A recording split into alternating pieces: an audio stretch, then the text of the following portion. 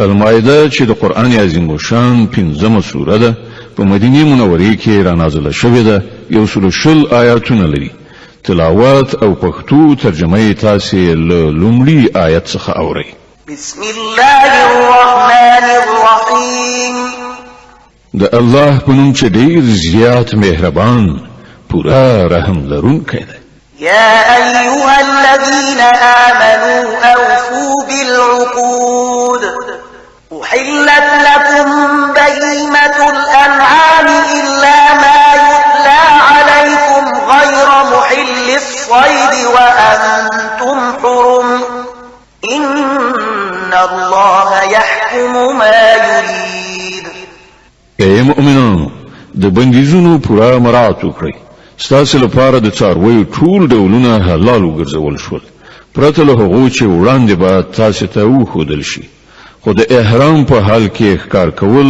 ځان ته مه روا کوئ بېشکه الله چې څه غواړي حکم کوي يا أيها الذين آمنوا لا تحلوا شعائر الله ولا الشهر الحرام ولا الهدي ولا القلائد ولا آمين البيت الحرام يبتغون فضلا من ربهم ورضوانا وإذا حللتم فاصطادوا ولا يجرمنكم شنآن قوم أن صدوكم عن المسجد الحرام أن تعتدوا وتعاونوا على البر والتقوى ولا تعاونوا على الإثم والعدوان واتقوا الله إن الله شديد العقاب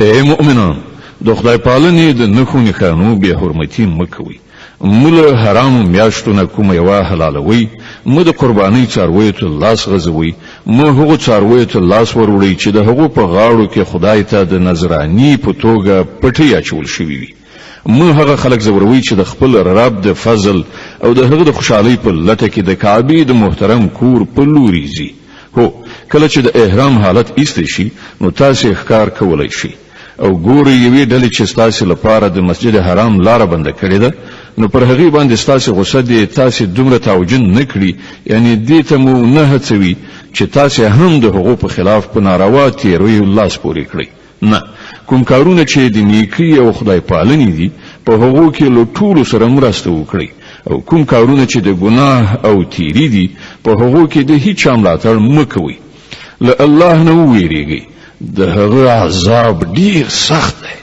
حرمت عليكم الميتة والدم ولحم الخنزير وما أهل لغير الله به والمنخنقة والموقودة والمتردية والنطيحة وما أكل السبع إلا ما ذكيتم وما ذبح على النصب وأن تستقسموا بالأزلام ذلكم فسق اليوم يئس الذين كفروا من دينكم فلا تخشوهم واخشون اليوم أكملت لكم دينكم وأتممت عليكم نعمتي ورضيت لكم الإسلام دينا فمن اضطر في مخمصة غير متجانف لإثم فإن الله غفور رحيم پر تاسې حرام کړی شوه مرداره یعنی د خپل مړ شوي څاروي غوښه وینه د خوک غوښه هغه څاروی چې له خدای پرته د کوم بل چا په نوم ذبح کړی شوی وي هغه چې په ستوني خفه کېدو په زخمی کېدو یا له لوړې نه پر راغورځېدو مړ شوی وي یا هغه چې کوم جناور چیرې کړی وي پرته له هغه چې تاسې هغه ژوندی موندلی او ذبح کړی وي او هغه څاروی چې د کوم چا په دربار کې ذبح کړی شوی وي همدارنګه دا هم ستاسو لپاره ناروا ده چې د فال د غشو په وسیله خپل اقبال وګورئ دا ټول کارونه فسق دي نن کافران ستاسو د دین لخوا پوره ناامید شوي دي نو تاسو له هغو څخه مو ویریږئ بلکې له ما نه ویریږئ نن ما ستاسو دین ستاسو لپاره بشپړ کړی دی او خپل نعمت می پر تاسو پوره کړی دی او ستاسو لپاره می اسلام ستاسو د دین په توګه منظور کړی دی لدې کبله د حلال او حرام کوم بندیزونه چې پر تاسو لګول شوی دي د هغو مراعات وکړئ البته څوک چې له لوږې نه اړو ګرځي له هغو نه څه شی وخوري بېله دې چې د ګناه خواته میلان وي نو بېشکه چې الله بخښونکی او رحم کوونکی دی يسألونك ماذا أحل لهم قل أحل لكم الطيبات وما علمتم من الجوارح مكلبين تعلمونهن مما علمكم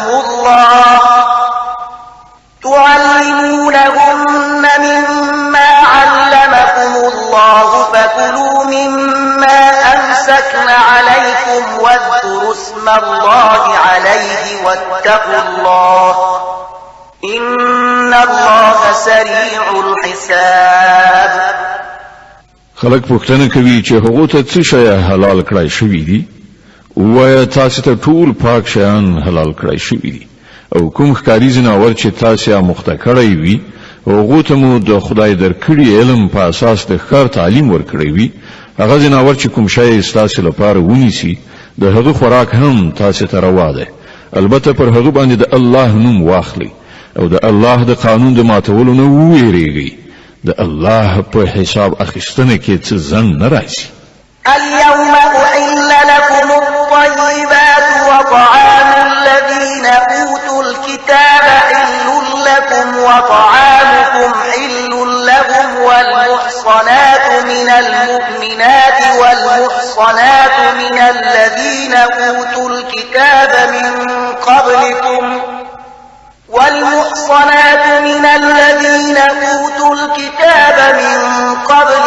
إذا آتيتموهن أجورهن محصنين غير مسافحين ولا متخذي أخدان ومن يكفر بالإيمان فقد حبط عمله وهو في الآخرة من الخاسرين. نن ستاسو لپاره ټول پاک شیان حلال کړی شوی دي د اهل کتابو خواړه ستاسو لپاره حلال دي او ستاسو خواړه د هغو لپاره حلال دي او پاک لمنې ښځې هم ستاسو لپاره حلال دي که هغوی د مؤمنانو له ډلې څخه وي یا له هغو قومونو څخه چې هغو ته له تاسو نه مخکې کتاب ورکړی شوی و په دې شرط چې تاسو د هغو مهر ورکړئ په نکاح کې د هغوی ساتونکي اوسئ نه دا چې په آزاد شهوترانۍ لاس پورې کړئ یا په پټه په غلا یاراني وکړئ او چا چې د ایمان پر تګلاره باندې لتلو نه انکار وکړ نو د هغه د ژوند ټول کړو وړو به بابیزه یعنی ضایع شي او هغه به په آخرت کې تش لاسه بېوزلی وي. يا أيها الذين آمنوا إذا قمتم إلى الصلاة فاغسلوا وجوهكم وأيديكم إلى المرافق وامسحوا برؤوسكم وأرجلكم إلى الكعبين وإن كنتم جنبا فاطهروا وإن كنتم مرضى أو على سفر أو جاء أحد منكم من الغائط أو لامستم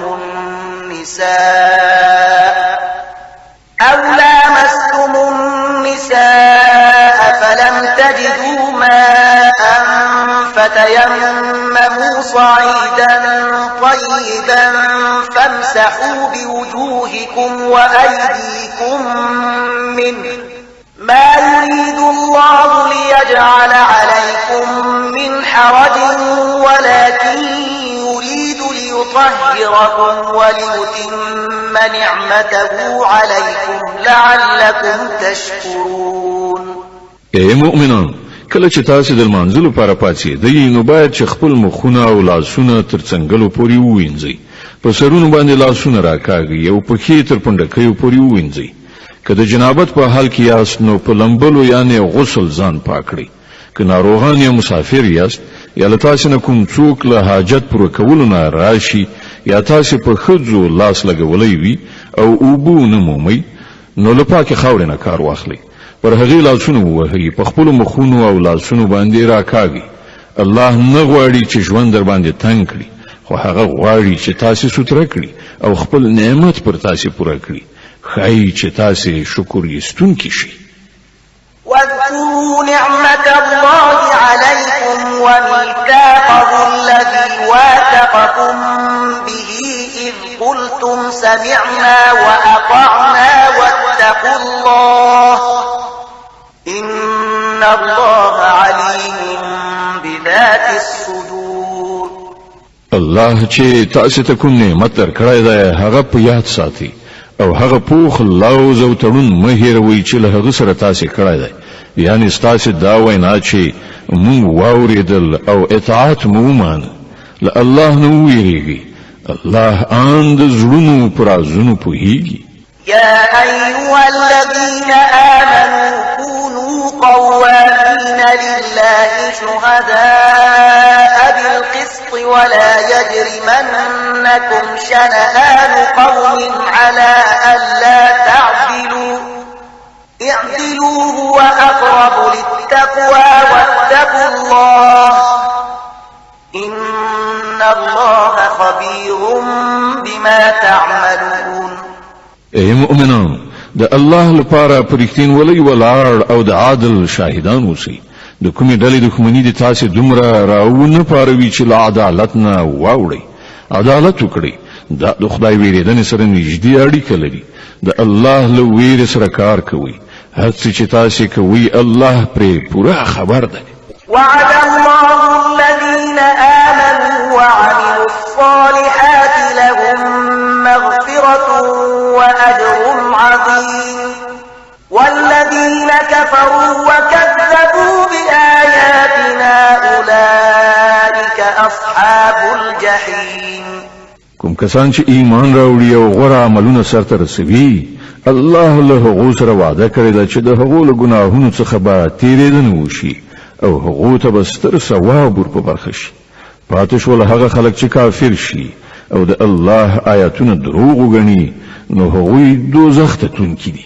يا أيها الذين آمنوا اذكروا نعمة الله عليكم إذ هم قوم أن يبسطوا إليكم أيديهم فكف أيديهم عنكم واتقوا الله وعلى الله فليتوكل المؤمنون.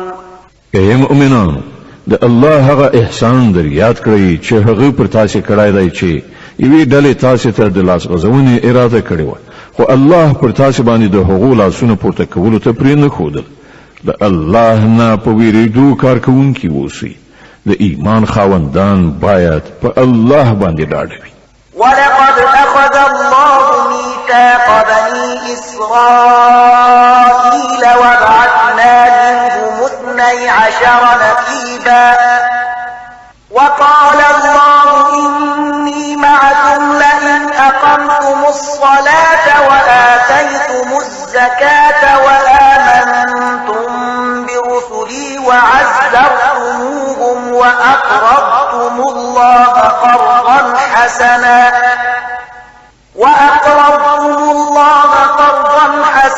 لأكفرن عنكم سيئاتكم ولأدخلنكم جنات تجري من تحتها الأنهار فمن كفر بعد ذلك منكم فقد ضل سواء السبيل. الله له بني اسرائیل نه په خا وعده اخیسته او په هغو کې 12 نقیبان یعنی وکیلان ټاکلیو او هغه ته ویلیو چې زه له تاسو سره یم، که تاسو لمونځ برقرار کړ، زکات مو ورکړ، زما پیغمبران مو ومنل، د هغو ملاتړ مو وکړ او خپل خدای ته مو ښه پور یعنی قرض حسنه ورکړ، نو باور ولرئ چې زه به ستاسو ناوړتیاوې یعنی ګناهوې له تاسو څخه ایسته کړم او تاسو به داسې باغونو ته نه باسم چې تر هغو لاندې به ویالي بهیږي. خو له دې وروسته چې له تاسو نه چا د کفر چلند غوره کړ، نو په حقیقت کې هغه سواء السبیل یعنی سم لاره ورکه کړه. فبما نقضهم ميثاقهم لعناهم وجعلنا قلوبهم قاسية يحرفون الكلم عن مواضعه ونسوا حظا مما ذكروا به ولا تزال تطلع على خائنة منهم إلا قليلا منهم فاعف عنهم واصفح إن الله يحب المحسنين.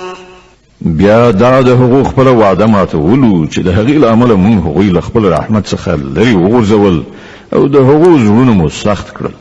اوس د هغو حال دا دی چې الفاظ سرچپه اړوي له یو ډول خبرې نه بل ډول خبره جوړوي. کومه ښوونه چې هغو ته شوې وه د هغو زیاته برخه یې هیره کړې ده او هره ورځ تاسې ته د هغو یو نه یو خیانت څرګندېږي. له هغو څخه ډېر لږ کسان له دې عیب څخه ژغورل شوي دي. نو کله چې دغه حالت رسیدلی دي نو چې هر ډول بدعملي وکړي د همغه هیله ورڅخه کیږي. نو له دې عمله هغوی ته بخښنه وکړه او د هغو له حرکتونو څخه سترګې پټوونکی اوسه. الله هغه خلق خوښوي چې د احسان چارچلند ولري. ومن الذين قالوا إنا نصارى أخذنا ميثاقهم فنسوا حظا مما ذكروا به فأغرينا بينهم العداوة والبغضاء إلى يوم القيامة وسوف ينبئهم الله بما كانوا يصنعون. په همدې ډول موږ له هغو خلکو څخه هم پخه وعده اخیستې وه چې هغو ویلي وو چې موږ نصارا یو، خو هغو ته هم چې کوم درس ورکړی شوی وو د هغه زیاته برخه هغو هیره کړه. په پای کې موږ د هغو په منځ کې تر قیامته پورې د دښمنۍ او په خپلو کې د تاو تریخوالي تخم وکړ او ارومرو به یو وخت راشي چې الله هغو ته وښیي چې هغوی په دنیا کې څه جوړ کړي دي. يا أهل الكتاب قد جاءكم رسولنا يبين لكم كثيرا مما كنتم تخفون من الكتاب ويعفو عن كثير قد جاءكم من الله نور وكتاب مبين يهدي به الله من اتبع رضوانه سبل السلام ويخرجهم من الظلمات إلى النور بإذنه ويهديهم إلى صراط مستقيم.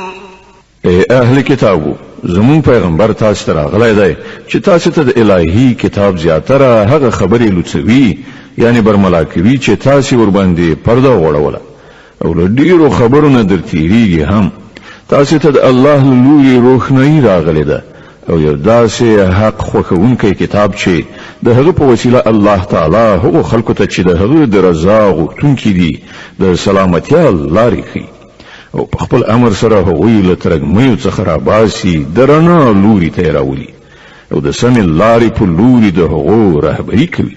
لقد كفر الذين قالوا إن الله هو المسيح ابن مريم قل فمن يملك من الله شيئا إن أراد أن يهلك المسيح ابن مريم وأمه ومن في الأرض جميعا ولله ملك السماوات والأرض وما بينهما يخلق ما يشاء والله على كل شيء قدير. هغه کسان په یقیني توګه کافر شول چې وی ویل همدا مسیح بن مریم خدای دی. ای محمد، دوی ته وایي چې که خدای وغواړي چې مسیح بن مریم د هغه مور او د ځمکې ټول اوسیدونکي هلاک کړي نو څوک کولی شي چې هغه له دغې ارادې نه منع کړی شي؟ الله خود ځمکې او د اسمانونو او د ټولو هغو شیانو څښتن دی چې د ځمکې او اسمانونو په منځ کې میندل کیږي. هر څه چې غواړي هستوي او هغه په هر څه قادر دی. وقالت اليهود والنصارى نحن أبناء الله وأحباؤه أحباؤه قل فلم يعذبكم بذنوبكم بل أنتم بشر ممن خلق يغفر لمن يشاء ويعذب من يشاء ولله ملك السماوات والأرض وما بينهما وإليه المصير. يهوديان او نصارا وایي چې موږ د الله زامن او د هغه ډیر ګران دوستان یو. له هغونو پوښتنه وکړه نو هغه ستاسې په ګناهونو تاسې ته سزا ولې درکوي؟ په حقیقت کې تاسې هم همغسې انسانان یاست لکه چې نور انسانان خدای پیدا کړي دي. هغه چې چاته وغواړي بخښنه کوي او چاته چې خوښه شي سزا ورکوي. ځمکه او اسمان او د هغه ټول موجودات د هغه ملکیت دی او د هغه لوري ته د ټولو ورتګ دی.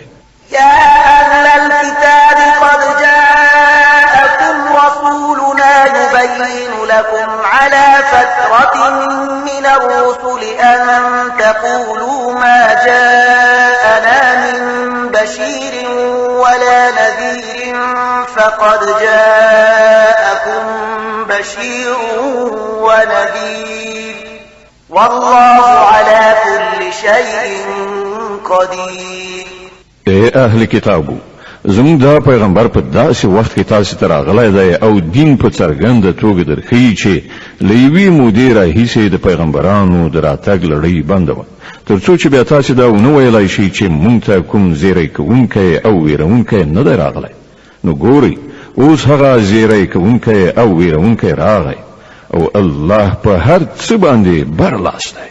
وإذ قال موسى لقومه يا قوم اذكروا نعمة الله عليكم إذ جعل فيكم أنبياء وجعلكم ملوكا وآتاكم ما لم يؤت أحدا من العالمين. په یاد لرئ کله چې موسی خپل قوم ته ویلي و چې ای زما قومه د الله هغه نعمت در په زړه کړئ چې هغه تاسې ته در په برخه کړی و. هغه په تاسې کې پیغمبران پیدا کړل، تاسې فرمان روایان وګرځولئ او تاسې ته هغه څه درکړل چې په نړۍ کې هیڅ چاته نو ورکړي. يا قوم ادخلوا الأرض المقدسة التي كتب الله لكم ولا ترتدوا على أدباركم فتنقلبوا خاسرين. اے قومه هغه سپېڅلې ځمکې ته ننوځئ چې الله ستاسې لپاره لیکلې ده، پر شا مه اوړئ که نه نو ناکام او نامراده به وګرځئ. قالوا يا موسى إن فيها قوما جبارين وإنا لن ندخلها حتى يخرجوا منها فإن يخرجوا منها فإنا داخلون. هغوی په جواب کې وویل ای موسی هلته خو ډیر زورور خلک اوسېږي، موږ به هیڅکله هلته لاړ نشو تر څو چې هغوی له هغه ځایه ونوځي. هو که هغوی ووتل نو موږ به د ورننوتلو لپاره چمتو یو.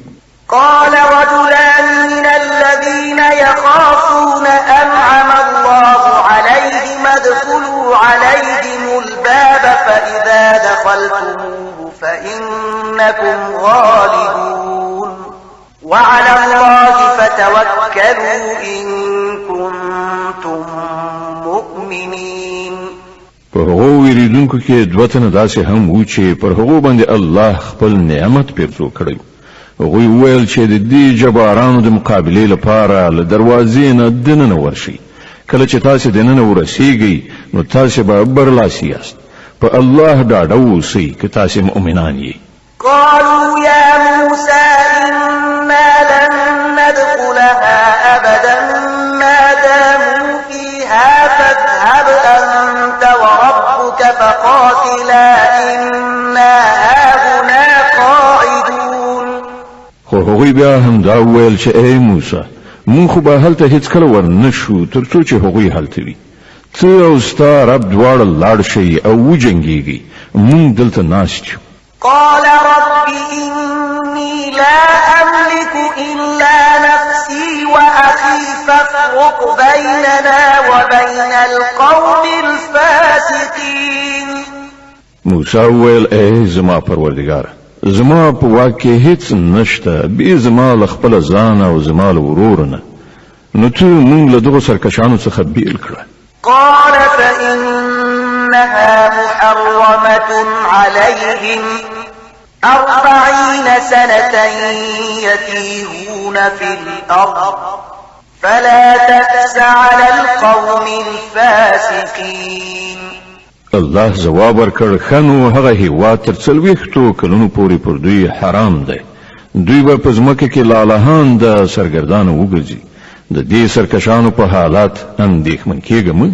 واتل عليهم نبأ ابني آدم بالحق إذ قربا قربانا فتقبل من أحدهما ولم يتقبل من الآخر قال لأقتلنك قال إنما يتقبل الله من المتقين. او لکشان دوی ته د آدم د دو زامنو قصه هم بشپړه واوروه.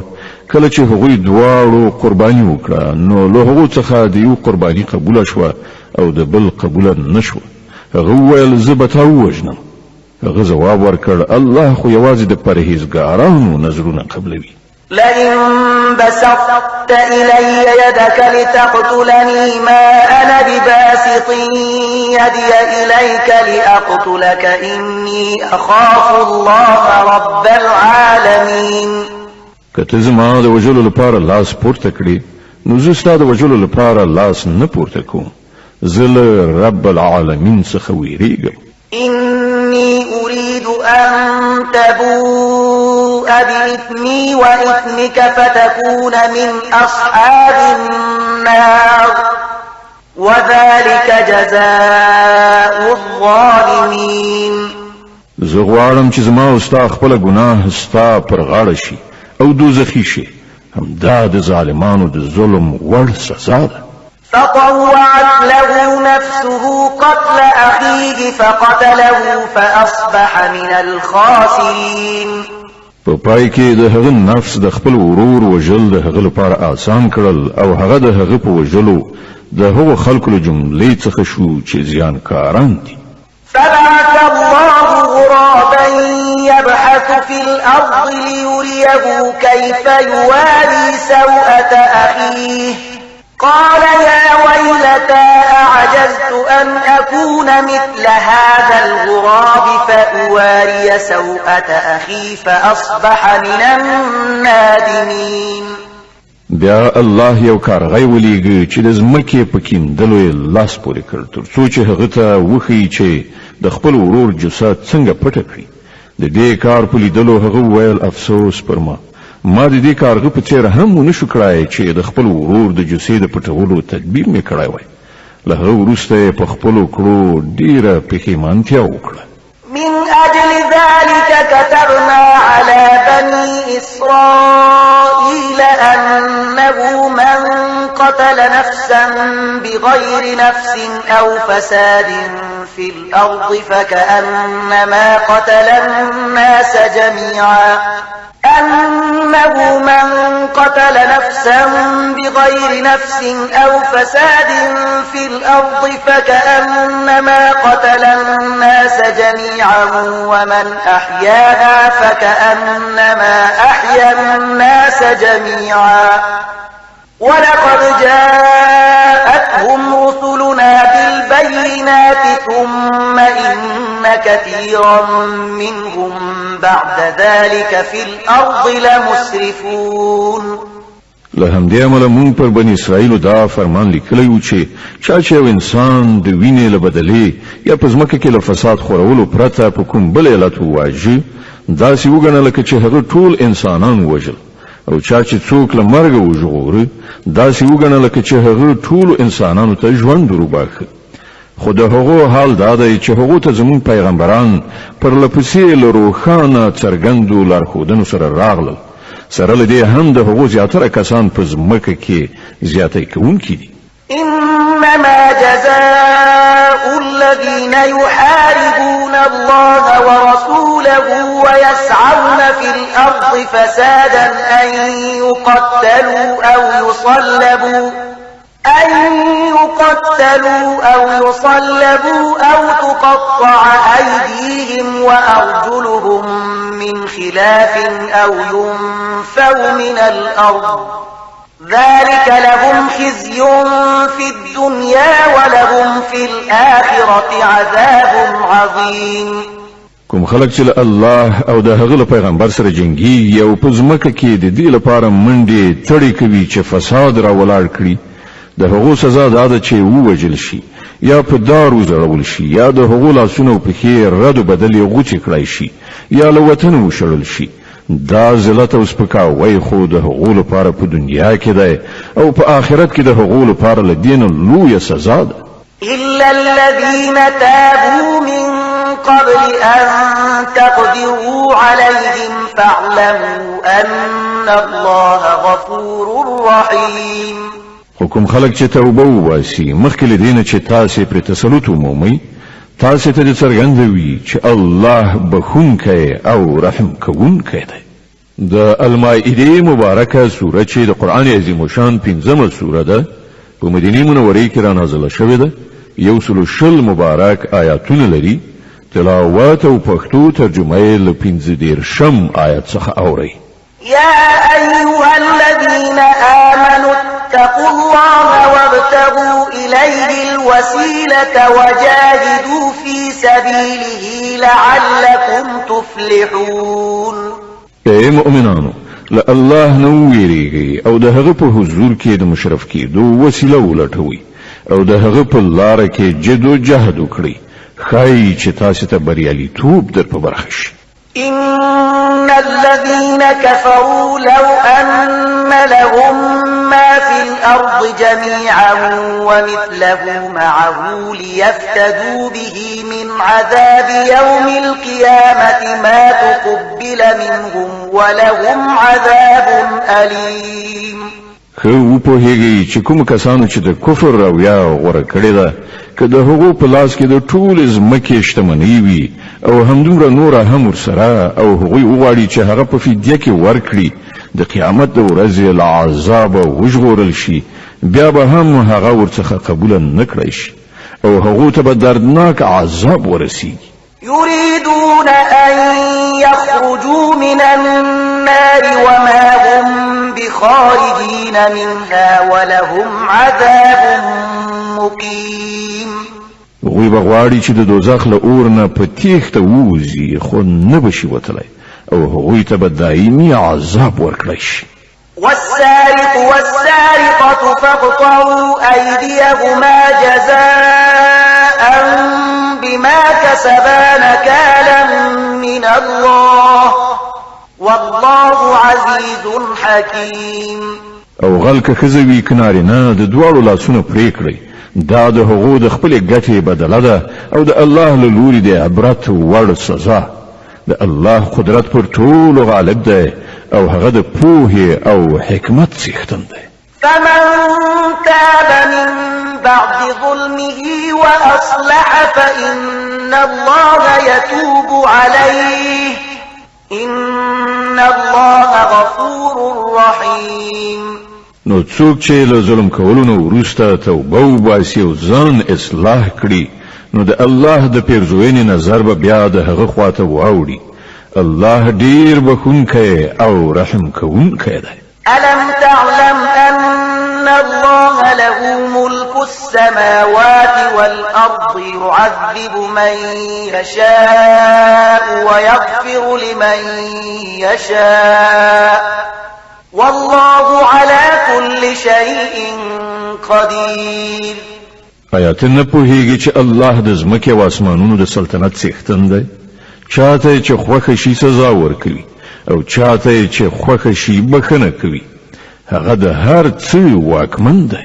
يا أيها الرسول لا يحزنك الذين يسارعون في الكفر من الذين قالوا آمنا بأفواههم ولم تؤمن قلوبهم ومن الذين هادوا سماعون للكافرين للكذب سماعون لقوم آخرين لم يأتوك يحرفون الكلم من بعد مواضعه يقولون إن أوتيتم هذا فخذوه وإن لم تؤتوه فاحذروا ومن يرد الله فتنته فلن تملك له من الله شيئا أولئك الذين لم يرد الله أن يطهر قلوبهم لهم في الدنيا خزي ولهم في الآخرة عذاب عظيم. ای پیغمبره، هغه خلک د ستا د زوریدو باعث نوي چې د کفر په لاره کې چټک ګامونه اوچتوي. که هغوی له هغو کسانو څخه وي چې په خوله وایي موږ ایمان راوړی دی خو د زړه له کومې ایمان نه دی راوړی، یا له هغو کسانو څخه وي چې یهودیان شوي دي چې د هغو حال دا دی چې د دروغو لپاره غوږ دي او د نور خلکو لپاره چې تا ته هیڅ کله نه دي راغلي غوږ باسي ګرځي را ګرځي. سره دې چې د کتاب الله د الفاظو صحیح ځایونه ټاکلي دي د هغو معناوي له یو ځای نه بل ځای ته اړوي راړوي او خلکو ته وایي چې که تاسې ته دا حکم درکړ شي نو ویې منئ، که نه نو مې منئ. الله چې په فتنه کې د چا د غورځولو اراده کړې وي د الله له مؤاخذې څخه د هغه د ژغورلو لپاره ته هیڅ نشي کولی. دا هغه کسان دي چې الله د دوی د زړونو پاکول نه دي غوښتي. د دوی لپاره په دنیا کې رسوایی ده او په آخرت کې سخت عذاب. سماعون للكذب أكالون للسحت فإن جاءوك فاحكم بينهم أو أعرض عنهم وإن تعرض عنهم فلن يضروك شيئا وإن حكمت فاحكم بينهم بالقسط إن الله يحب المقسطين. دوی د دروغ اوریدونکي او د حرام مال خوړونکي دي. نو که دوی تا ته د خپلو دعوو په وړاندې کولو راشي نو تا ته واک درکول کیږي که دې خوښه وي د هغو فیصله وکړه او که نه نو انکار وکړه. که انکار وکړې نو دوی تا ته هیڅ زیان نشي رسولی او که فیصله کوي نو د عدالت په اساس یې وکړه چې الله عدالت کوونکي خوښوي. وكيف يحكمونك وعندهم التوراة فيها حكم الله ثم يتولون من بعد ذلك وما أولئك بالمؤمنين. او دوی ته څنګه فیصله کوونکی ټاکي چې له دوی سره تورات موجود دی په هغه کې د الله حکم لیکل شوی دی او سره له دې هم دوی ورڅخه مخ اړوي. اصلي خبره دا ده چې دا خلک له سره ایمان نه لري. إنا أنزلنا التوراة فيها هدى ونور يحكم بها النبيون الذين أسلموا للذين هادوا والربانيون والأحبار بما استحفظوا من كتاب الله وكانوا عليه شهداء فلا تخشوا الناس واخشوني ولا تشتروا بآياتي ثمنا قليلا ومن لم يحكم بما أنزل الله فأولئك هم الكافرون. مون تورات نازل کړل چې په هغه کې لارښوونه او روښنايي وه. ټول پیغمبرانو چې مسلمانانو د همغه سره سمې د دغو کسانو چارې چې يهوديان شوي وو فیصلې کولې او په همدې شان خدای پالونکو او احبارو یعنی رباني عالمانو هم د فیصلو مدار همغه ټاکلی ځکه چې هغوی ته د الله د کتاب د ساتنې مسؤلیت ور په غاړه شوی او پر هغه باندې هغوی شاهدان. نو اې د يهودو ډلې تاسو له خلکو نه مو ویریږئ بلکې له مانو ویریږئ او د لګي بدلی اخیستلو په مقابل کې زما د آیاتونو پلورل پریږدئ. کوم خلک چې د الله د نازل کړي قانون سره سمې فیصلې ونه کړي همغوی کافران دي.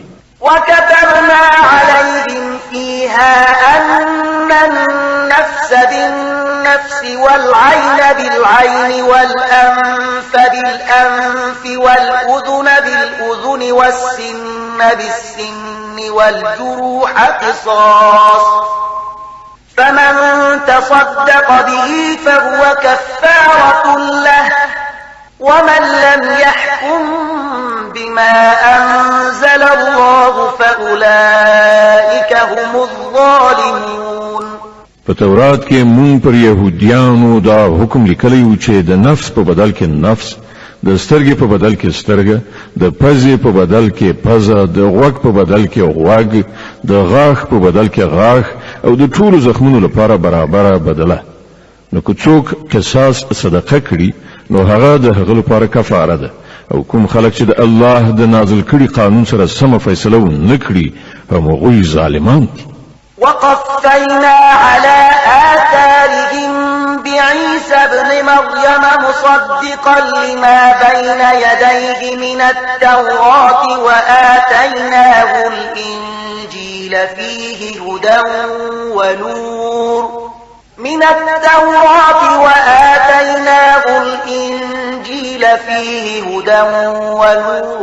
ومصدقا لما بين يديه من التوراة وهدى وموعظة للمتقين.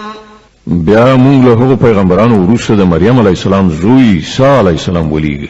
له تورات نه چې کوم شی د هغه په وړاندې موجود د هغه ریښتینه کوونکی او مونږ هغه ته انجیل ورکړ چې په هغه کې لارښوونه او روښنايي وه، او هغه هم د تورات د هغه څه چې په هغه وخت کې موجود و ریښتینی کوونکی و، او له خدای نه د ویریدونکو خلکو لپاره له سره تر پایه هدایت او نصیحت.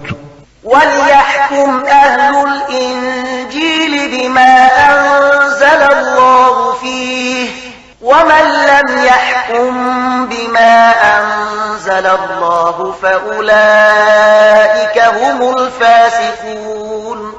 زمونږ حکم چې د انجیل خاوندان دي له هغه قانون سره سم فیصله وکړي چې الله په هغه کې نازل کړی دی، او کوم خلک چې د الله د نازل کړي قانون سره سم فیصله ونه کړي هغوی فاسقان دي.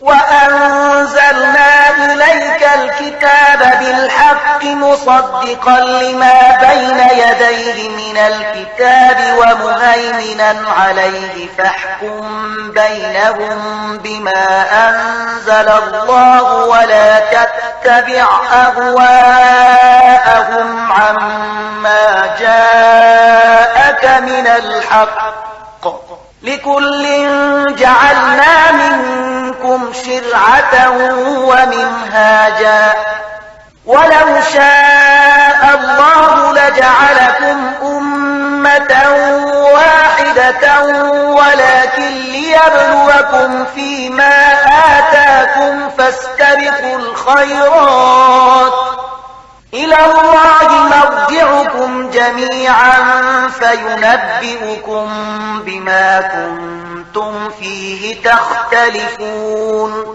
او اے محمد مون ته دا کتاب درلېږلی چې په حق راغلی دی، او له کتاب څخه چې څه د په وړاندې موجود دي د هغو ریښتینی کوونکی او د هغو ساتونکی او محافظ دی.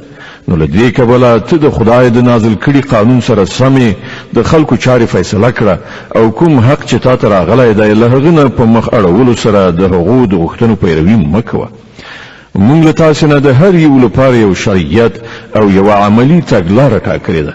که څه هم چې که ستاسې خدای غوښتلي وای نو تاسې ټول یو امت هم جوړولی شوی، خو هغه دا د دې لپاره وکړل چې څه شی چې تاسې ته درکړي دي په هغه کې تاسې وازمایي.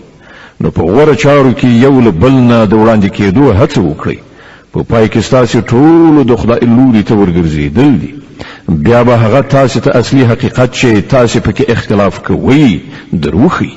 وأن احكم بينهم بما أنزل الله ولا تتبع أهواءهم واحذرهم أن يفتنوك عن بعض ما أنزل الله إليك فإن تولوا فاعلم أنما يريد الله أن يصيبهم ببعض ذنوبهم وإن كثيرا من الناس لفاسقون.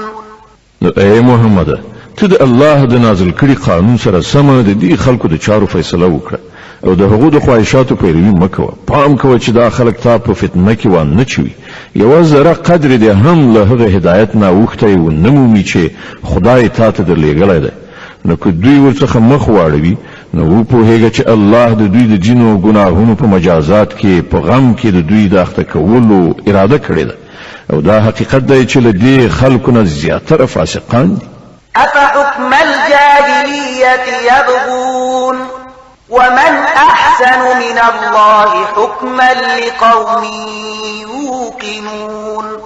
که دوی د خدای له قانون څخه مخاړوي نو آیا بیا د جاهلیت فیصله غواړي؟ په داسې حال کې کوم خلک چې په الله باور لري د هغو په نزد الله نه بل غوره فیصله کوونکی هیڅ نشته. د المائده مبارکه سوره چې د قرآن عظیم شان 15مه سوره ده په مدینه منوره کې را نازله شوې ده. 120 مبارک آیاتونه لري. تلاوت او پښتو ترجمه یې له 150 آیت څخه اوري. يا أيها الذين آمنوا لا تتخذوا اليهود والنصارى أولياء بعضهم أولياء بعض ومن يتولهم منكم فإنه منهم إن الله لا يهدي القوم الظالمين. اے مؤمنانو، يهوديان او عیسایان خپل ملګری منیسي. دوی په خپل منځو کې سره ملګری دي او کله تاسو نه څوک هغوی خپل ملګری نیسي نو بیا هغه هم په همغو کې شمیرل کی. په دې کې شک نشته چې الله ظالمان له خپل لارښوونې څخه بې برخې کوي. فترى الذين في قلوبهم مرض يسارعون فيهم يقولون نخشى أن تصيبنا دائرة فعسى الله أن يأتي بالفتح أو أمر من عنده فيصبحوا على ما أسروا في أنفسهم نادمين. ته ګوري چې د چا په زړونو کې چې د نفاق ناروغي ده هغوی په همغوی کې په منډو تړو اوړي راوړي وایي مونږ ویریږو چې چیرې مونږ په کوم غم اخته نشو. خو لرې نه ده چې کله الله تاسو ته غوڅ برای در په برخه کړي یا له خپل لوري نه کومه بله خبره څرګنده کړي نو دا خلک به په خپل دغه منافقت کې چې په زړونو کې پټوي پښیمانه وي. ويقول الذين آمنوا أهؤلاء الذين أقسموا بالله جهد أيمانهم إنهم لمعكم حبطت أعمالهم فأصبحوا خاسرين.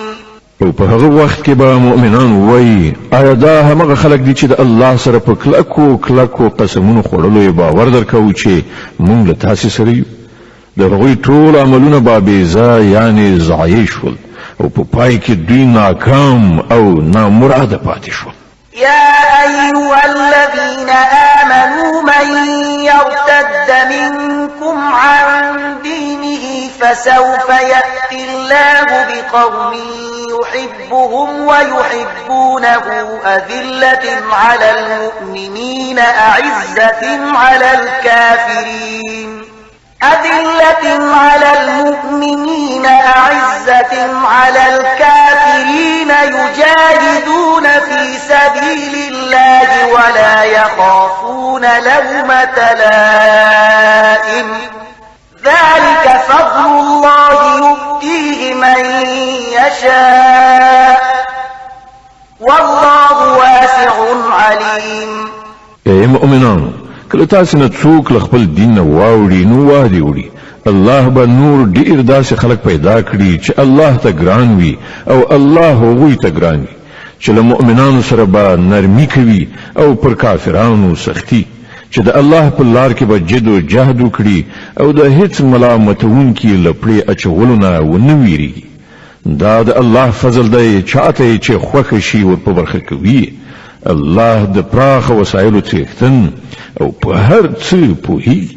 إنما وليكم الله ورسوله والذين آمنوا الذين يقيمون الصلاة ويؤتون الزكاة وهم راكعون ومن يتول الله ورسوله والذين آمنوا فإن حزب الله هم الغالبون.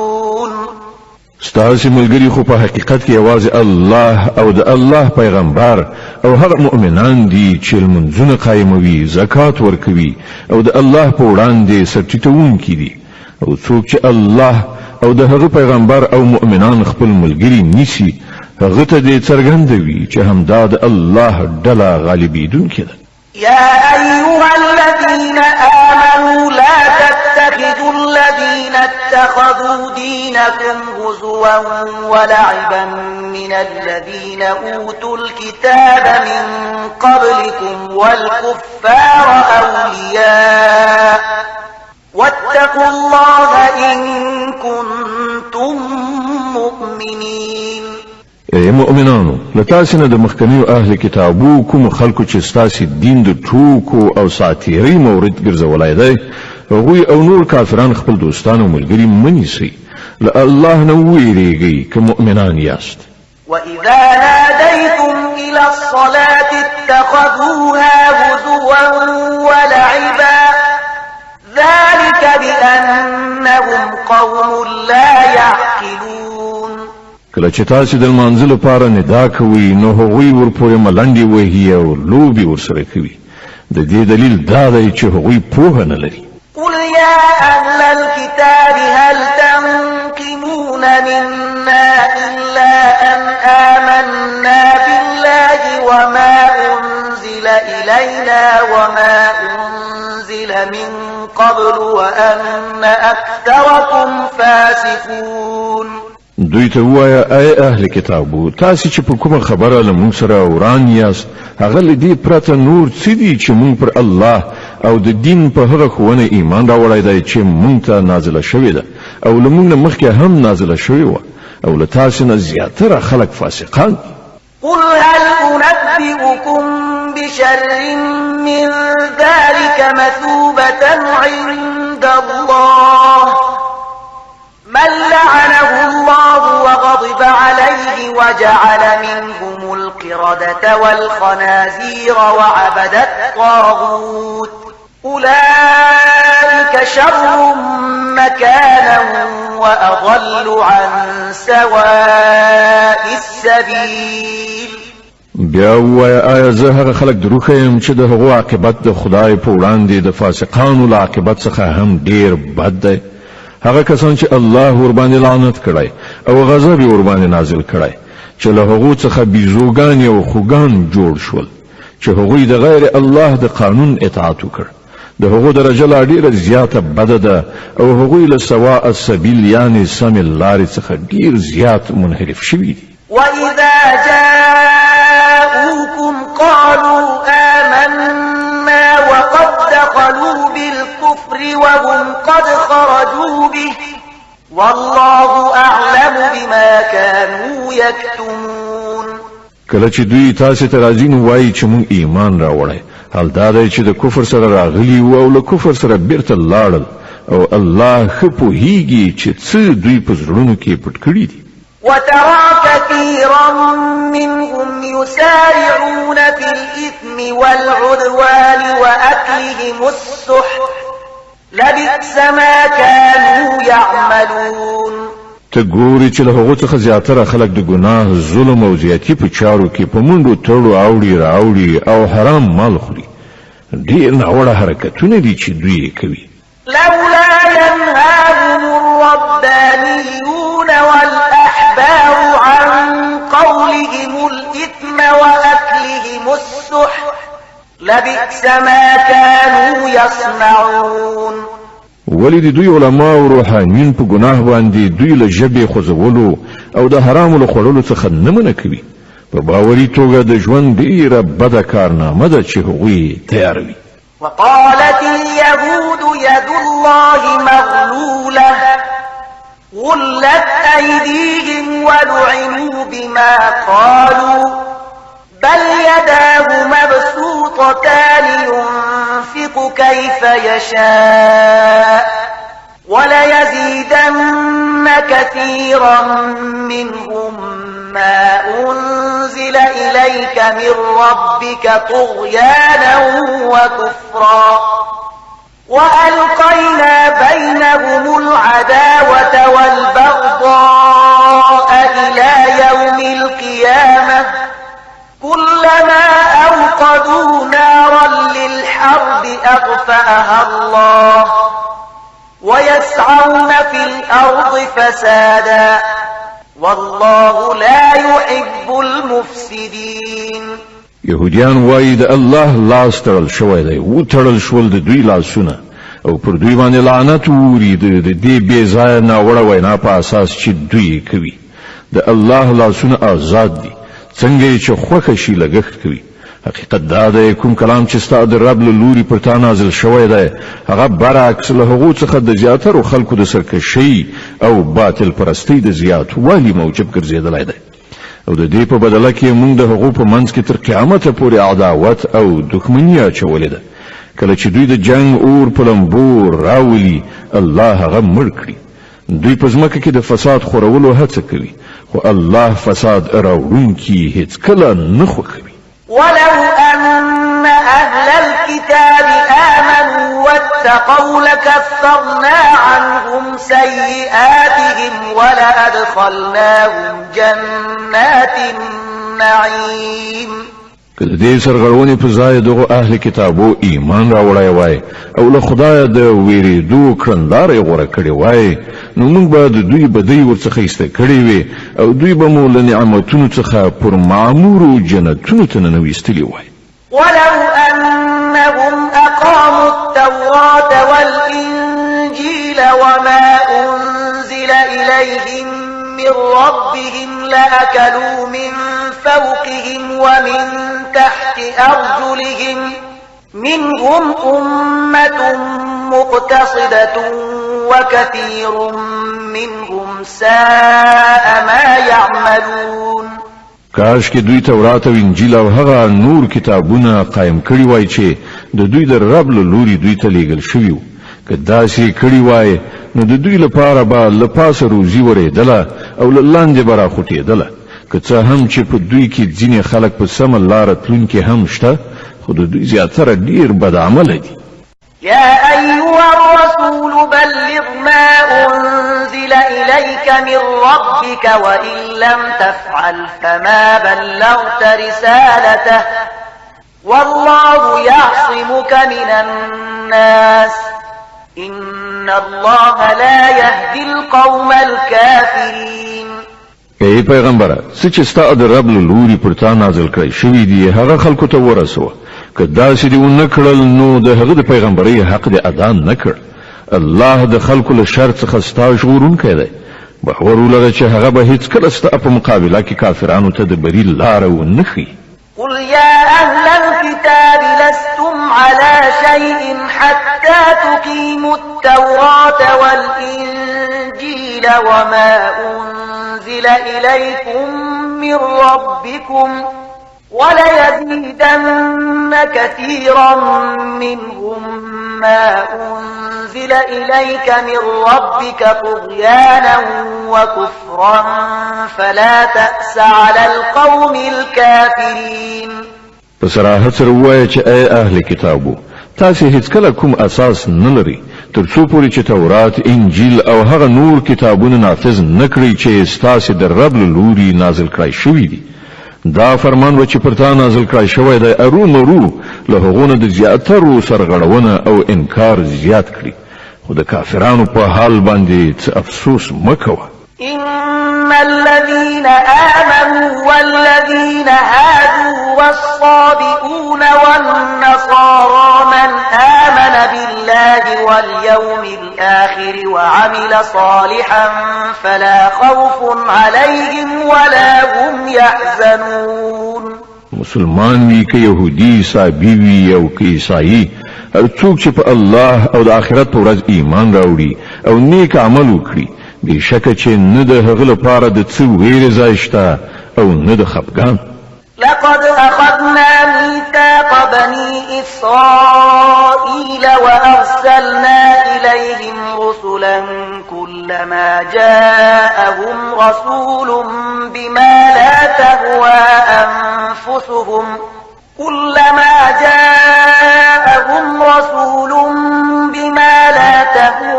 أنفسهم فريقا كذبوا وفريقا يقتلون. موږ له بني اسرائیل څخه کلکه وعده اخیستې او هغوی ته مو ډیر پیغمبران لیږلي، خو هر کله چې کوم پیغمبر هغوی ته د هغوی د نفسي غوښتنو په خلاف څه شی راوړی دی نو چاته یې د دروغو نسبتونه کړي او څوک یې وژلي.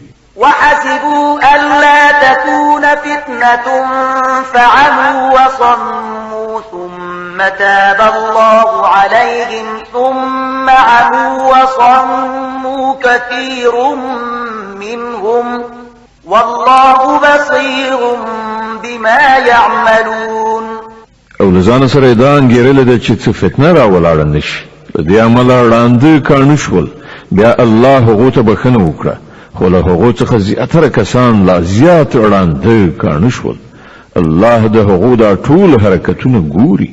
لقد كفر الذين قالوا إن الله هو المسيح ابن مريم وقال المسيح يا بني إسرائيل اعبدوا الله ربي وربكم وقال المسيح يا بني إسرائيل اعبدوا الله ربي وربكم إنه من يشرك بالله فقد حرم الله عليه الجنة إنه من يشرك بالله فقد حرم الله عليه الجنة ومأواه النار وما للظالمين من أنصار.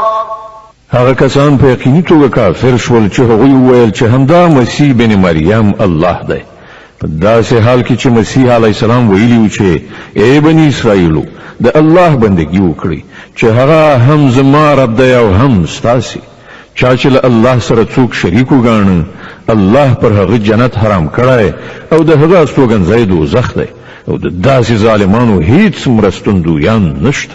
لقد كفر الذين قالوا إن الله ثالث ثلاثة وما من إله إلا إله واحد وإن لم ينتهوا عما يقولون ليمسن الذين كفروا منهم عذاب أليم. هغه خلک په یقیني توګه کافر شول چې وی ویل الله په دریو کې یو دی، په داسې حال کې چې له یو خدای پرته هیڅ کوم بل خدای نشته. که دا خلک له خپلو دغو ویناو څخه منع نشي نو له هغوی څخه چې هر څوک کافر شوي دي هغوی ته به دردناک عذاب ورکړی شي. أفلا يتوبون إلى الله ويستغفرونه والله غفور رحيم. نو آیا دوی الله ته توبه نه باسي او له هغه نه بخښنه نه غواړي؟ الله ډیر بخښونکی او رحم کوونکی دی. ما المسيح ابن مريم إلا رسول قد خلت من قبله الرسل وأمه صديقة كانا يأكلان الطعام انظر كيف نبين لهم الآيات ثم انظر أنا يؤفكون. مسیح بن مریم علیه السلام له پیغمبر نه پرته نور څه نو، له هغه نه مخکې هم نور زیات پیغمبران تیر شوي دي. د هغه مور یوه رښتیا پاله ښځه وه او هغوی دواړو خواړه خوړل. ګوره مونږ په څه شان د هغوی په وړاندې د حقیقت نښانې څرګندې کړي دي، بیا وګوره دوی کوم لوري ته اړول کیږي. قل أتعبدون من دون الله ما لا يملك لكم ضرا ولا نفعا والله هو السميع العليم. دوی ته وایه آیا تاسې له الله نه پرته د داسې شي بندګي کوئ چې نه تاسې ته د ضرر رسولو واک وس لري او نه د ګټې، په داسې حال کې چې د هر څه اوریدونکی او په هر څه پوهیدونکی خو یوازې الله دی. قل يا أهل الكتاب لا تغلوا في دينكم غير الحق ولا تتبعوا أهواء قوم قد ضلوا من قبل وأضلوا كثيرا ولا تتبعوا أهواء قوم قد ضلوا من قبل وأضلوا كثيرا وضلوا عن سواء السبيل. ويا أي أهل كتابو پخپل دین کې افراط مکوي او د هغو خلکو د افکارو پیروي مکوي چې له تاسو نه مخکې پخپل هم گمراه شول او ډیر نور هم بي لارې کړل او له سواء السبيل یعنی سم لارې نه واوښتل. لعن الذين كفروا من بني إسرائيل على لسان داود وعيسى بن مريم ذلك بما عصوا وكانوا يعتدون. له بني اسرائیل څخه چې کوم خلکو د کفر لار غوړه کړه پر هغوی باندې د داوود او عیسی ابن مریم په ژبه لعنت ویل شو ځکه چې هغوی سرکشه شوي وو او له حده په تیری کولو یې لاس پورې کړی. كانوا لا يتناهون عن منكر فعلوه لبئس ما كانوا يفعلون. هغوی د بدو چارو له سرته رسولو څخه یو د بل منع کول پریښي ناوړه کړنلاره وه چې هغوی غوره کړه. ترى كثيرا منهم يتولون الذين كفروا لبئس ما قدمت لهم أنفسهم أن سخط الله عليهم وفي العذاب هم خالدون. نن ته له هغوی څخه زیاتره داسې خلک ویني چې د مؤمنانو په مقابله کې د کفارو ملاتړ او ملګرتیا کوي. په یقیني توګه ډیر بد عاقبت دی چې د هغوی نفسونو د هغوی لپاره تیار کړی دی. الله پر هغوی په غضب شوی دی او هغوی په همیشني عذاب کې اوسیدونکي دي. ولو كانوا يؤمنون بالله والنبي وما أنزل إليه ما اتخذوهم أولياء ولكن كثيرا منهم فاسقون. که پر اختیار سره دا خلق د الله پیغمبر او هغه څه منونکي وایي چې پر پیغمبر باندې نازل شوي وو نو هیڅکله به د مؤمنانو په مقابله کې کافران خپل دوستان نه نیول مګر له هغوی څخه خو زیاتره خلق د خدای له اطاعت نه وتلي دي.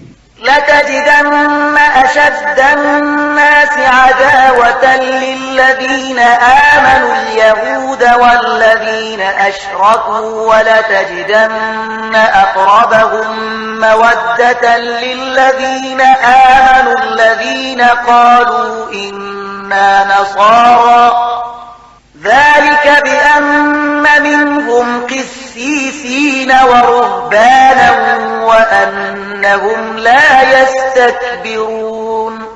تبه د مؤمنانو په دښمنۍ کې تر ټولو زیات سخت يهوديان او مشرکان عمومي او د مؤمنانو لپاره به په دوستۍ کې ډیر نږدې هغه خلک عمومي چې هغوی ویلي وو چې موږ نصارایو دا له دې امله چې په هغوی کې عبادت کوونکي عالمان او تاریک الدنیا فقیران مندل کیږي او په هغوی کې نفسي غرور نشته. د المائده مبارکه سوره چې په مدینه منورې کې را نازله شوې ده د قرآن عظیم شان 5مه سوره ده. تلاوت او پښتو ترجمه یې له 83 آیت څخه اوري. وإذا سمعوا ما أنزل إلى الرسول ترى أعينهم تفيض من الدمع مما عرفوا من الحق يقولون ربنا آمنا فاكتبنا مع الشاهدين. کله چې هغوی هغه کلام واوري چې پر پیغمبر نازل شوی دی نو ته به وګوري چې د حق پیژندنې له امله د هغو په سترګو کې اوښکې ډنډېږي. هغوی په لوړه غږ وایي چې پروردګاره مونږ ایمان راوړ زمونږ نوم په شاهدي ویونکو کې ولیکه. وما لنا لا نؤمن بالله وما جاءنا من الحق ونطمع أن يدخلنا ربنا مع القوم الصالحين. او هغوی وایي چې خنو مونږ ولې په الله ایمان را نوړو او کوم حق چې مونږ ته راغلی دی هغه ولې ونه منو په داسې حال کې چې موږ د دې خبرې هیلهمند یو چې زموږ رب دې موږ په صالحانو کې حساب کړي. فأثابهم الله بما قالوا جنات تجري من تحتها الأنهار خالدين فيها وذلك جزاء المحسنين. د هغوی د دې وینا له امله الله هغو ته داسې جنتونه ورکړل چې تر هغو لاندې ویالې بهیږي او هغوی به پکې د تل لپاره اوسیږي. دا د ښې کړنلارې غوره کوونکو بدله ده. والذين كفروا وكذبوا بآياتنا أولئك أصحاب الجحيم. پاتې شول هغه کسان چې هغوی زموږ د آیاتونو له منلو څخه سر وغړاوه او هغه یې دروغ وانګیرل، نو هغوی د دوزخ وړ دي.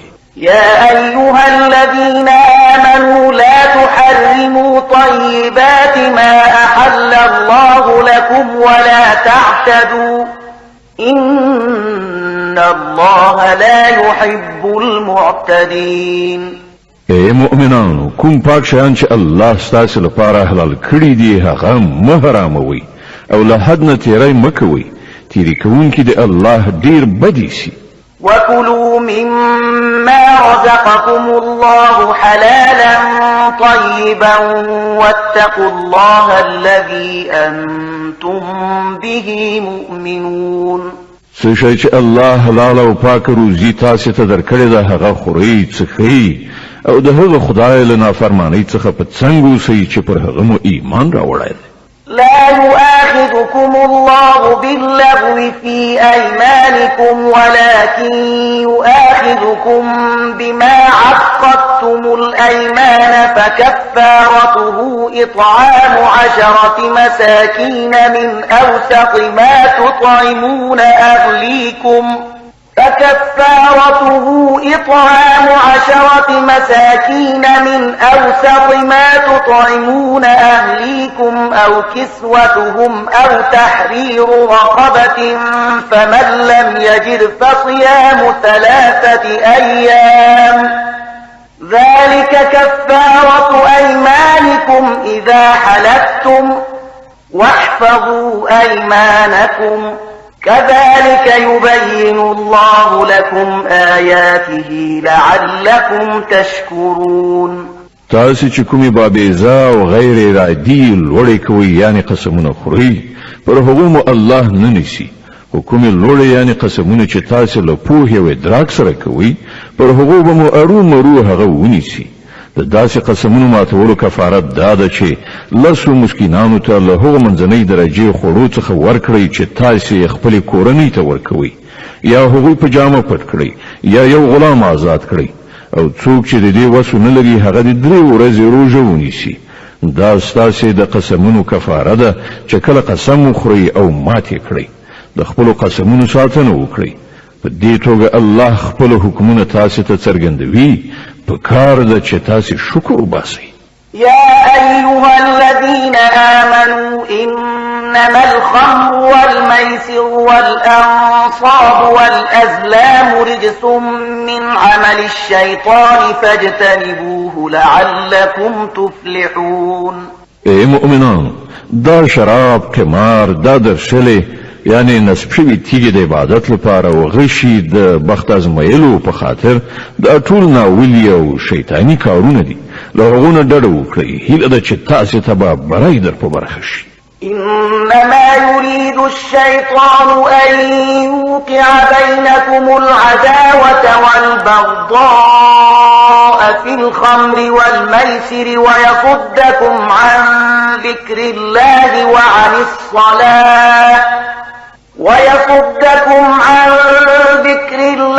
وعن الصلاة فهل أنتم منتهون. شیطان خدا غواړي چې د شراب او خمار په وسیله ستاسو په منځ کې عداوت او دښمنی واچوي او تاسو د خدای له یادولو او لمانځه څخه منع کړي. نو آیا تاسو له دې چارو څخه لاس اخلئ؟ وأطيعوا الله وأطيعوا الرسول واحذروا فإن توليتم فاعلموا أنما على رسولنا البلاغ المبين. د الله او د هغه د پیغمبر خبره ومني او د الله او د هغه د رسول نافرمانی څخه رامنه شي خو که تاسو حکم ته شاکړه و پوهیږئ چې زمون پر پیغمبر د څرګند حکم رسولو مسؤلیت ليس على الذين آمنوا وعملوا الصالحات جناح فيما طعموا إذا ما اتقوا وآمنوا وعملوا الصالحات ثم اتقوا وآمنوا ثم اتقوا وأحسنوا والله يحب المحسنين. څوک چې ایمان راوړي او غوره چارې سرته ورسوي هغوی چې مخکې څه خوړلي څښلي وو په هغو به ونیول شي په دې شرط چې په آینده کې له هغو شیانو څخه ځان وژغوري چې حرام کړای شوي دي او پر ایمان ټینګ ودرېږي او ښه کارونه وکړي بیا چې له کومو شیانو منع وشي له هغو څخه لاس واخلي او څه چې د خدای امر وي هغه ومني بیا د خدای له ویرې سره ښه کړنلاره ونیسي الله نیک عمله خلق خوښوي. يا أيها الذين آمنوا ليبلونكم الله بشيء من الصيد تناله أيديكم ورماحكم ليعلم الله من يخافه بالغيب فمن اعتدى بعد ذلك فله عذاب أليم. اے مؤمنان الله به تاسو د هغه ښکار په وسیله په سخت ازموینه کې واچوي چې بیخي ستاسو د لاسونو او نیزو تر کنټرول لاندې راغلي وي د دې لپاره چې ولیدل شي چې له تاسو نه څوک له هغه نه په غیاب کې ویریږي نو چا چې له دې اخطار نه وروسته د الله له ټاکل شوي حد نه تیری وکړ د هغه لپاره دردناک عذاب دی.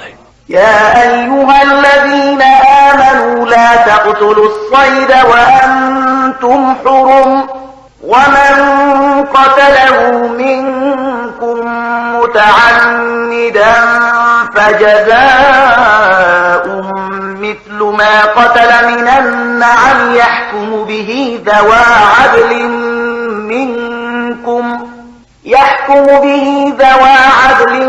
منكم هديا بالغ الكعبة أو كفارة طعام مساكين أو عدل ذلك صياما ليذوق وبال أمره عفى الله عما سلف ومن عاد فينتقم الله منه والله عزيز ذو انتقام.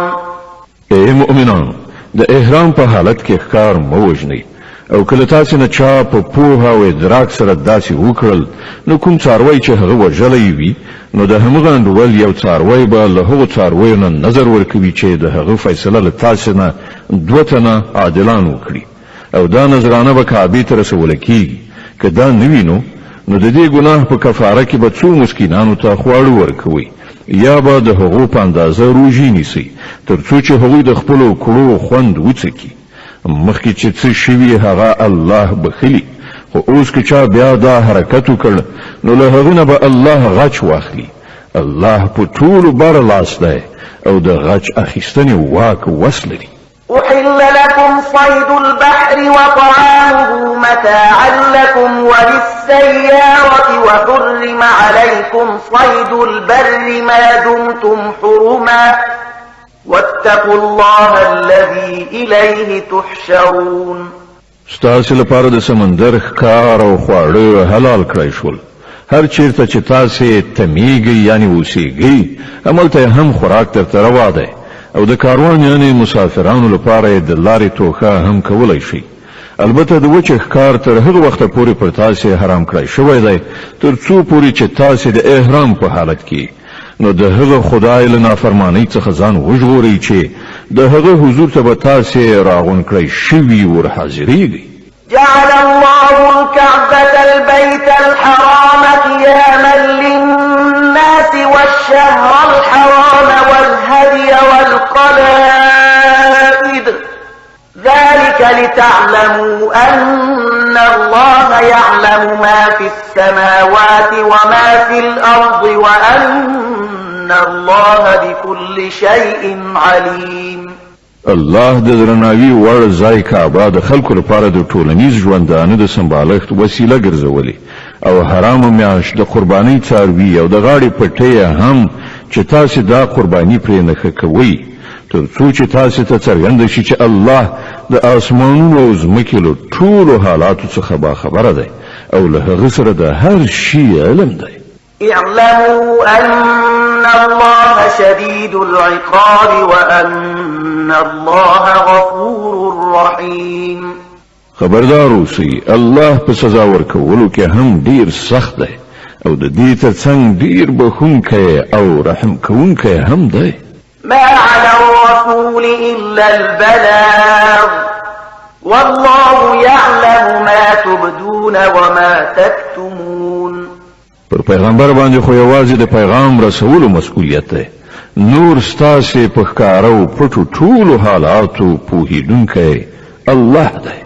قل لا يستوي الخبيث والطيب ولو أعجبك كثرة الخبيث فاتقوا الله يا أولي الألباب لعلكم تفلحون. ای پیغمبره دوی ته وایه چې پاک او ناولي په هیڅ شان یو شان ته نه دي.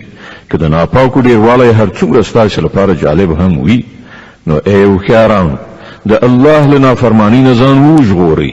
هیله ده چې بریالیتوب مو په برخه شي.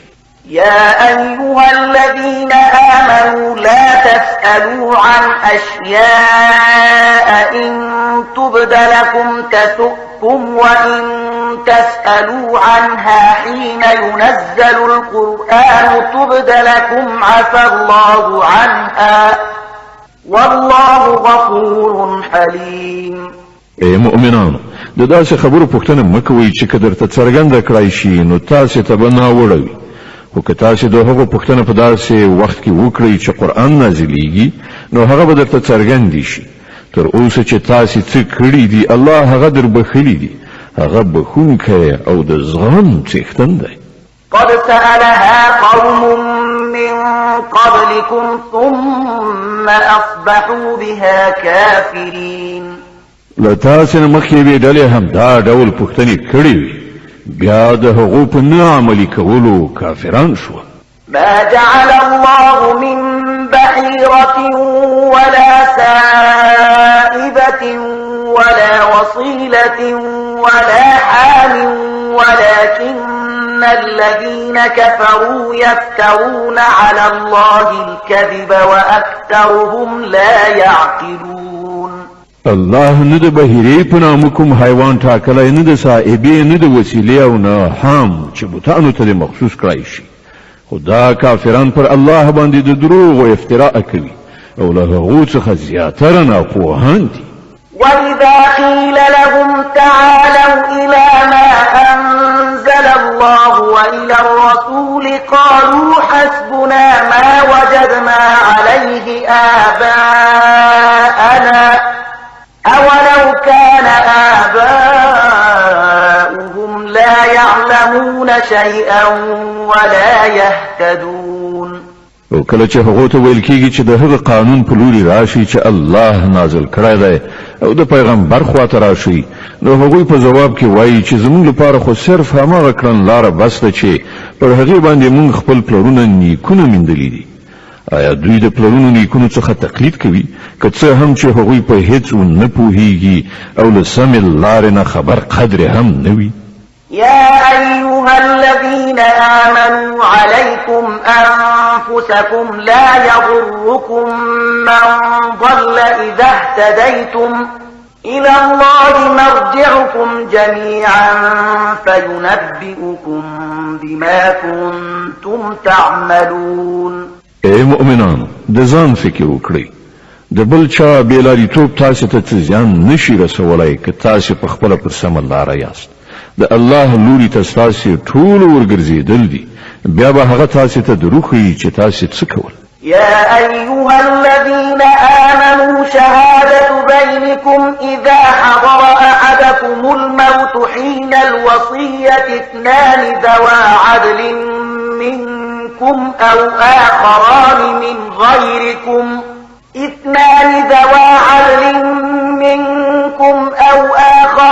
من غيركم إن أنتم ضربتم في الأرض فأصابتكم مصيبة الموت تحبسونهما من بعد الصلاة فيقسمان بالله إن ارتبتم لا نشتري به ثمنا ولو كان ذا قربى ولا نكتم شهادة الله إنا إذا لمن الآثمين. اے مؤمنانو، کله چې له تاسې نه د کوم چا د مرګ وخت راشي او هغه وصیت کوي، نو د هغه لپاره د شاهدۍ نصاب دا دی چې له تاسې نه د دوه عادلان شاهدان ونیول شي. یا که تاسې د پردیسۍ په حالت کې یاست او هلته د مرګ مصیبت مخې ته راشي، نو له غیر مسلمانانو څخه د دوه شاهدان ونیول شي.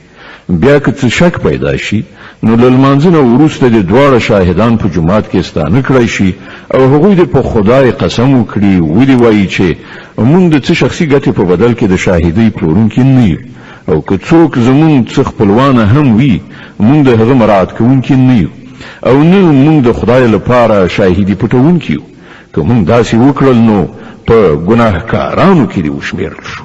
فإن عثر على أنهما استحقا إثما فآخران يقومان مقامهما من الذين استحق عليهم الأوليان فيقسمان بالله لشهادتنا أحق من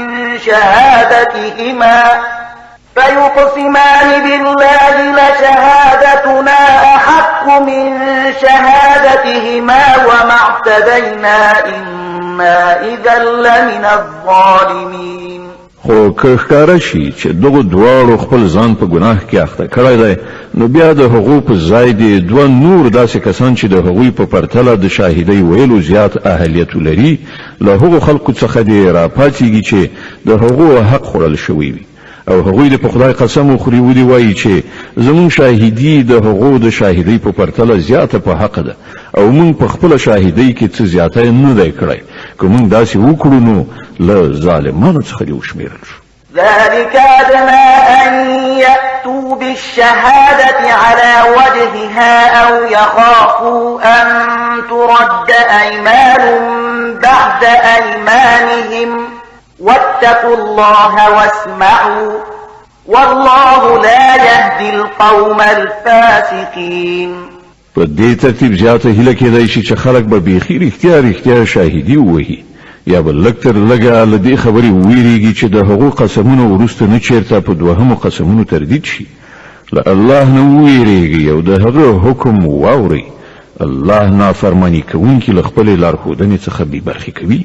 يوم يجمع الله الرسل فيقول ماذا أجبتم قالوا لا علم لنا إنك أنت علام الغيوب. په هغه ورځ چې الله ټول پیغمبران را ټول کړي، پوښتنه وکړي چې تاسو ته څه ځواب درکړل شو، نو هغوی به عرض وکړي چې موږ هیڅ نه پوهیږو، همدا ته په ټولو پټو حقایقو پوهیږي. إذ قال الله يا عيسى ابن مريم اذكر نعمتي عليك وعلى والدتك إذ أيدتك بروح القدس تكلم الناس في المهد وكهلا وإذ علمتك الكتاب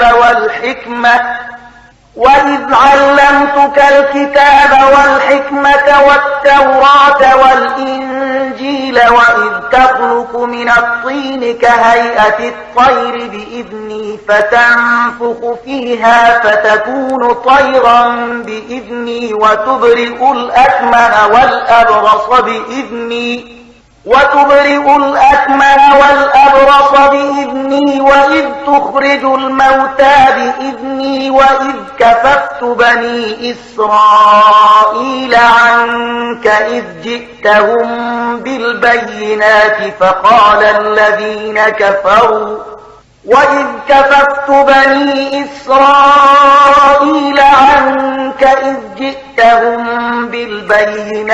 فقال الذين كفروا منهم إن هذا إلا سحر مبين. بل هغه وخت در پزړه کړه چې کله الله وفرمایي چې اې د مریم زوی عیسی، زما هغه نعمت در یاد کړه چې ما پر تا او ستا په مور پیرزو کړیو، ما په سپېڅلي روح سره ستا مرسته وکړه، تا په زانګو کې هم د خلکو سره خبرې کولې او په آخر عمر ته په رسېدو هم ما تا ته د کتاب، حکمت، تورات او انجیل ښوونه وکړه. تا زما په حکم له خټې څخه د مرغۍ جوسه جوړوله او په هغې کې د پوکای کاو او هغه زما په امر مرغۍ جوړېده. تا مورزادي رانده او پیس ناروغان زما په امر رغول. تا مړي زما په امر راویستل، یعنی د مرګ له حالت څخه د ژوند حالت ته راویستل. بیا چې کله ته بني اسرائیلو ته له څرګندو نښانو سره ورغلې او څوک چې له هغو څخه د حق منکرانو هغوی وویل چې دا نښانې له کوډګرۍ نه پرته نور څه نه دي، نو همدا ما ته له هغو څخه وژغورلې. وإذ أوحيت إلى الحواريين أن آمنوا بي وبرسولي قالوا آمنا واشهد بأننا مسلمون. او کله چې ما حواریانو ته اشاره وکړه چې په ما باندې او زما پر پیغمبر ایمان راوړي، نو هغوی وویل چې موږ ایمان راوړ او شاهدان اوسئ چې موږ مسلمانان یو. إذ قال الحواريون يا عيسى ابن مريم هل يستطيع ربك أن ينزل علينا مائدة من السماء قال اتقوا الله إن كنتم مؤمنين. د حواریانو په لړ کې دا پیښه هم په یاد لره چې کله حواریانو وویل ای عیسی ابن مریم آیا ستا رب پر موږ باندې له اسمانو د خوړو یو دسترخوان را کوزولی شي؟ نو عیسی علیه السلام وویل له الله نه ویریږئ که مؤمنان یاست. قالوا نريد أن نأكل منها وتطمئن قلوبنا ونعلم أن قد صدقتنا ونكون عليها من الشاهدين.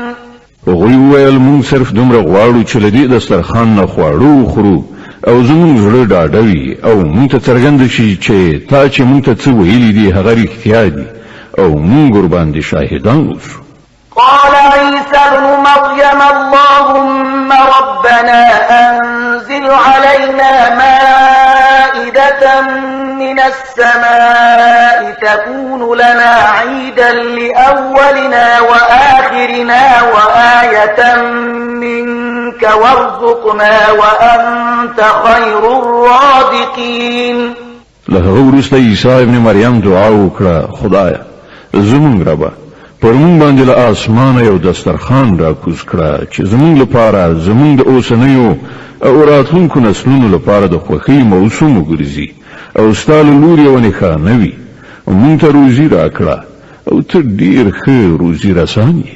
قال الله إني منزلها عليكم فمن يكفر بعد منكم فإني أعذبه عذابا لا أعذبه أحدا من العالمين. الله جواب ورکړ زه پر تاسو باندې د هغه را کوزونکی یم، خو وروسته له هغه چې له تاسو نه څوک کافر شي هغه ته به زه داسې سزا ورکړم چې په نړۍ کې مې هیڅ چاته نه وي ورکړي. وإذ قال الله يا عيسى ابن مريم أأنت قلت للناس اتخذوني وأمي إلهين من دون الله قال سبحانك ما يكون لي أن أقول ما ليس لي بحق إن كنت قلته فقد علمته تعلم ما في نفسي ولا أعلم ما في نفسك إنك أنت علام الغيوب. لنډه دا کله چې د دې ښېګڼو په یادولو الله وفرمایي چې ای عیسی ابن مریم آیا تا خلکو ته ویلي وو چې له خدایه پرته ما او زما مور هم په خدایي سره ونیسئ؟ نو هغه به په ځواب کې عرض وکړي چې سبحان الله زما دا کار نو چې هغه څه مې ویلي وای چې د هغې ویل زما لپاره حق نه و. که ما داسې خبره کړې وي نو ته به ارومرو پرې عالم یې. ته پوهېږي پر هغه څه چې زما په زړه کې دي او زه پر هغه څه نه پوهېږم چې ستا په زړه کې دي. ته خو پر ټولو پټو حقایقو عالم یې. ما قلت لهم إلا ما أمرتني به أن اعبدوا الله ربي وربكم وكنت عليهم شهيدا ما دمت فيهم فلما توفيتني كنت أنت الرقيب عليهم وأنت على كل شيء شهيد. ما له هغه څه نه پرته نور هیڅ شی نه دی ویلي چې تا راته امر کړی دا چې د الله بندگی وکړي چې هم زما رب دی او هم ستاسو رب زه تر هغه وخت پورې د هغو څارونکی یم چې تر څو پورې زه د هغو په منځ کې یم کله چې تا زه بیرته در وغوښتم نو ته پر هغو څارونکی وي او ته خو پر ټولو شیانو څارونکی إن تعذبهم فإنهم عبادك وإن تغفر لهم فإنك أنت العزيز الحكيم اوس که ته هغو ته سزا ورکړې نو هغوی ستا بندګان دي او که بخښنه ورته وکړې نو ته برلاس او د حکمت خاوند دي قال الله هذا يوم ينفع الصادقين صدقهم لهم جنات تجري من تحتها الأنهار خالدين فيها أبدا رضي الله عنهم ورضوا عنه ذلك الفوز العظيم هل تبا الله فرمایي دا هغه ورځ ده چې په هغه کې رښتینو ته د هغو رښتینولي ګټه رسوي د هغو لپاره داسې باغونه دي چې تر هغو لاندې ویالې بهیږي دلته به هغوی د تل لپاره اوسي الله له هغو نه راضي شو او هغوی له الله نه خوښ شول همدا ستر بریالیتوب دی لله ملك السماوات والأرض وما فيهن وهو على كل شيء قدير د ځمکې اسمانونو او ټول موجوداتو پادشاهي یوازې د الله ده او هغه پر هر څه قادر دی